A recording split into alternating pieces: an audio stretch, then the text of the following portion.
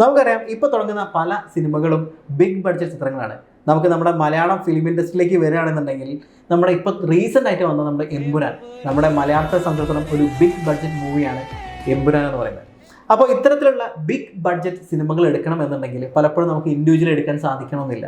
അപ്പോൾ ഒരു കൂട്ടം ഇൻവെസ്റ്റേഴ്സിനെ കൊണ്ടുവന്നിട്ടിരിക്കും നമ്മളിപ്പം ഈ ഒരു പടം എടുക്കുന്നുണ്ടാവുക. അല്ലാന്നുണ്ടെങ്കിൽ പല കമ്പനീസും ചേർന്നുകൊണ്ടായിരിക്കും എടുക്കുന്നുണ്ടാവുക. അപ്പോൾ ഇത്തരത്തിൽ എടുക്കുന്ന സമയത്ത് ഏറ്റവും അനുയോജ്യമായ ഒരു ബിസിനസ് ഫോമാണ് ലിമിറ്റഡ് ലയബിലിറ്റി പാർട്ണർഷിപ്പ് എന്ന് പറയുന്നത്. ഇൻഡിവിജ്വലി ആളുകൾ എടുക്കുന്നില്ല എന്നല്ല, ഇൻഡിവിജ്വലി നമുക്ക് ചെയ്യുകയാണെന്നുണ്ടെങ്കിൽ പലപ്പോഴും ഇൻകം ടാക്സിൽ സോഴ്സ് ഓഫ് ഇൻകത്തിൻ്റെ പ്രശ്നങ്ങൾ കാര്യങ്ങളൊക്കെ ഉണ്ടാവാറുണ്ട്.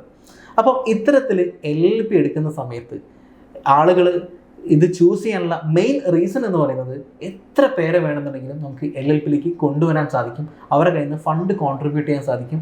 രണ്ടാമത്തെ കാര്യം ഇതിൻ്റെ ഫ്ലെക്സിബിലിറ്റി.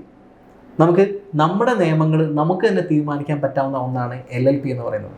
അതുപോലെ തന്നെ ഈ ഓരോ ആളുകളായിട്ടും നമുക്ക് LLPയിൽ സെപ്പറേറ്റ് എഗ്രിമെൻ്റ് കാര്യങ്ങൾ വെച്ച് ഓരോരുത്തരും പ്രോഫിറ്റ് എത്രയാണ്, അതുപോലെ തന്നെ ഓരോരുത്തരും ഡ്യൂട്ടീസ് എന്തൊക്കെയാണ്, റെസ്പോൺസിബിലിറ്റീസ് എന്തൊക്കെയാണ്, ഇത്തരത്തിലുള്ള കാര്യങ്ങൾ നമുക്ക് പ്രോപ്പറായിട്ട് പറയാൻ സാധിക്കും.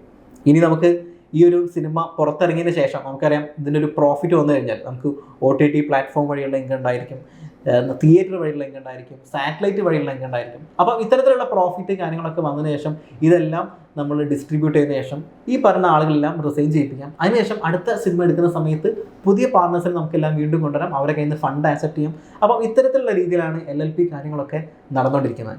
അപ്പോൾ ഇത് ഇത്തരത്തിൽ മാത്രമല്ല, ഇങ്ങനെ പല രീതിയിലും നമുക്ക് LLP ത്രൂ ഫണ്ട് ആക്സെപ്റ്റ് ചെയ്യാൻ സാധിക്കും. അപ്പോൾ അതുകൊണ്ട് തന്നെ ഇതിന് ഡീറ്റെയിൽ ആയിട്ട് നിങ്ങൾക്ക് അറിയണമെന്നുണ്ടെങ്കിൽ നമ്മുടെ യൂട്യൂബ് ചാനൽ സന്ദർശിക്കുക. Thank you so much.